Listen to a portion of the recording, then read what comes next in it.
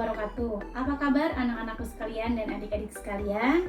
Semoga sehat dan masih tetap semangat. Nah, kali ini bertemu lagi dengan saya Arni Tia Permana akan membahas tentang pelajaran bahasa Indonesia.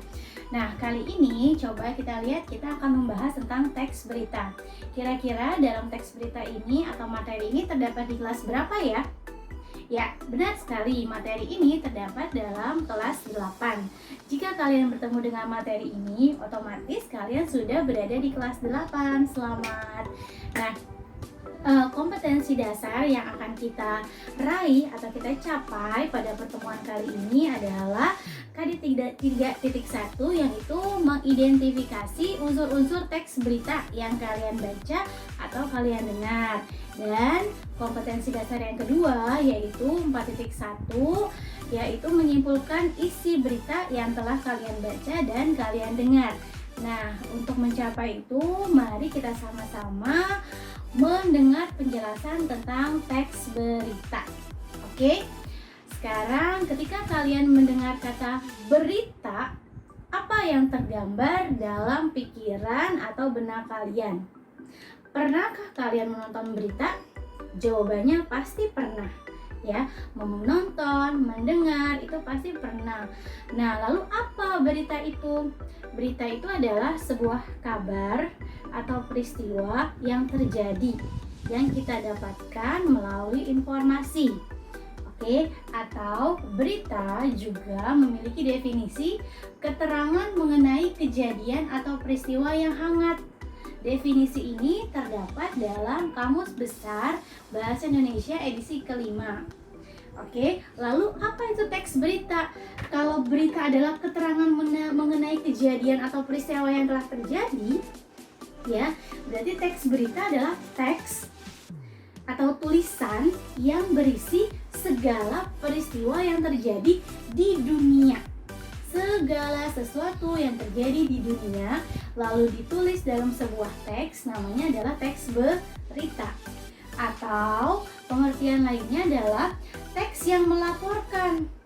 Kalau melaporkan berarti sudah terjadi, sedang terjadi kejadian, peristiwa atau informasi mengenai sesuatu yang telah atau sedang terjadi. Tuh, itu namanya teks berita. Nah, sampai di sini mudah-mudahan kalian bisa memahaminya.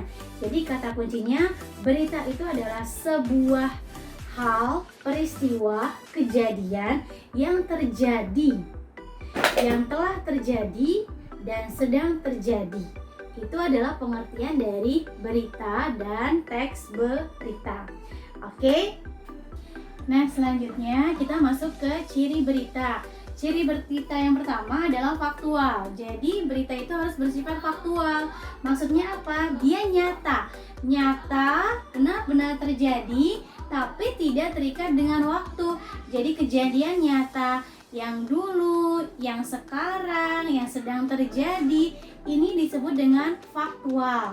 Yang kedua adalah aktual. Aktual ini maksudnya nyata tapi yang sedang terjadi, atau bisa juga disebut dengan kekinian, hal-hal yang sedang terjadi yang bersifat kekinian.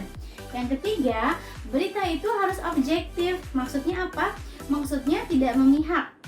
Jadi kejadian yang sebenar-benarnya yang diungkapkan, tidak memihak, tidak mengikuti pemahaman atau pendapat orang lain. Jadi benar-benar terjadi. Yang keempat, unik dan menarik.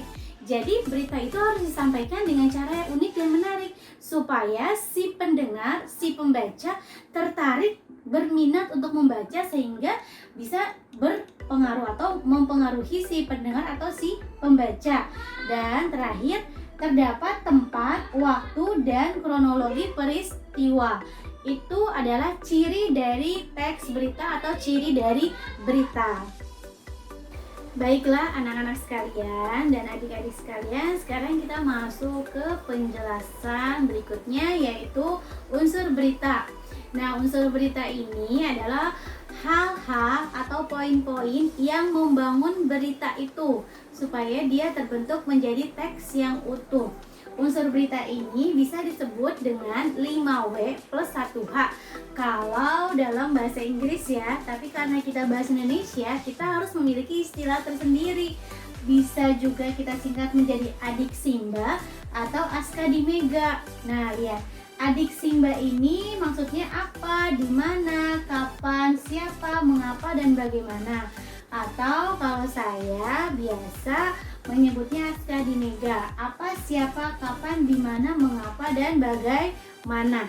Jadi teks berita yang lengkap harus memenuhi keenam kata tanya ini, ya. Keenam kata tanya ini. Pertama, kalimatnya harus berisi pernyataan atau jawaban dari kalimat apa, peristiwa atau hal atau kegiatan yang sedang terjadi. Teks berita itu harus ada unsur apa, misalnya kebakaran terjadi atau hujan terjadi, begitu. Lalu siapa? Pelaku, jadi terdapat pelaku atau orang yang terlibat. Misalnya tadi kebakaran, 5 orang menjadi korban, oke? Atau yang tadi hujan ya, hujan terjadi, 2 orang masih berada di jalan kala hujan turun, oke? Lalu ada unsur kapan nih, ya? Kalimat itu dapat ditanyakan dengan kata tanya kapan. Ya, kapan itu maksudnya waktu peristiwa terjadi, ya. Kebakaran itu terjadi pada dini hari, berarti waktunya dini hari. Oke, lalu di mana? Terdapat tempat, di mana dia terjadinya? Di daerah Jakarta. Tuh, mengapa, alasan atau sebab peristiwa terjadi. Ini alasannya mengapa? Misalnya karena korsleting listrik. Bagaimana ini merupakan pernyataan yang berisi penjelasan, alasan, proses atau peristiwa terjadi, ya. Tadi kalau mengapa cuma alasannya saja, cuma penyebabnya saja, tapi kalau bagaimana bisa berupa alasan, sebab, proses, penjelasan atau cara. Jadi dia lebih detail lagi. Oke, lebih detail dari kata tanya mengapa. Ya, tadi mengapa dia terjadi kebakaran? Karena korsleting listrik. Bagaimana bisa terjadi korsleting listrik? Bermula dari apa? Lalu seperti apa? Bagaimana? Dan seterusnya. Jadi bisa berupa kronologi dari si peristiwa yang terjadi atau si berita. Begitu. Nanti ketika kita sudah memahami ini, kita akan mencari dalam teks kalimat mana yang merupakan apa, kalimat mana yang merupakan jawaban dari kata tanya siapa, kapan, di mana, mengapa, dan bagaimana. Jika kalian sudah menemukan ini, berarti kalian sudah bisa mengidentifikasi unsur dari teks berita. Bagaimana? Mudah? Mudah sekali. Selanjutnya kita masuk ke penjelasan terakhir dari KD ini, KD 4.1, yaitu menyimpulkan isi berita. Bagaimana cara menyimpulkan isi berita? Cara yang pertama, karena kita bahasa Indonesia, otomatis harus membaca. Jadi kita harus membaca atau mendengarkan berita secara utuh dari awal sampai akhir. Lalu setelah itu kita mencari atau menentukan unsur-unsur berita yang tadi sudah dijelaskan. Jadi cari poin apa, siapa, kapan, di mana, mengapa, dan bagaimana. Setelah kita menemukan unsur-unsur itu, lalu kita membuat kesimpulan dengan cara kelima keenam unsur itu kita susun menjadi satu paragraf yang utuh. Itu adalah paragraf kesimpulan dari berita. Bagaimana? Mudah bukan? Ya, begitulah cara menulis atau menyimpulkan isi berita. Semoga bermanfaat dan dapat dipahami. Oke. Sekarang mari kita lihat teks berita berikut, lalu kita tentukan bersama-sama unsur dan kesimpulan isi beritanya. Silakan kalian baca terlebih dahulu.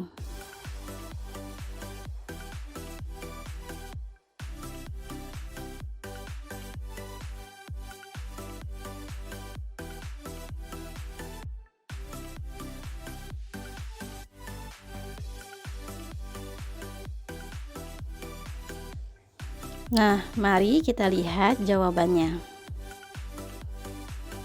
Dari teks tersebut dapat ditemukan unsur-unsur beritanya adalah sebagai berikut. Kalau dilihat semua unsurnya ada ya, berarti berita ini termasuk berita yang lengkap.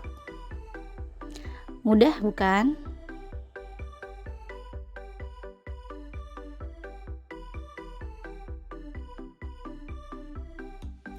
Sekarang coba kalian kerjakan latihan berikut, sama seperti yang tadi mencari unsur berita. Terlebih dahulu kalian baca teksnya, lalu kerjakan seperti contoh tadi.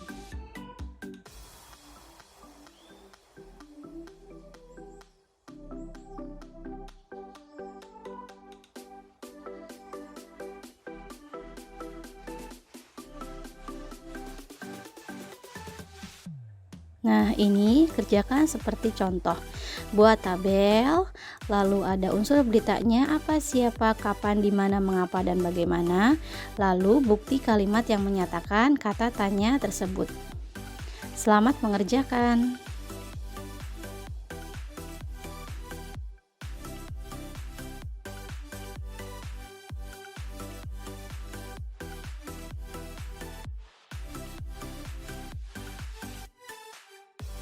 Baik anak-anak dan adik-adik sekalian, selesai sudah pembahasan tentang KD 3.1 dan 4.1 mengenai teks berita.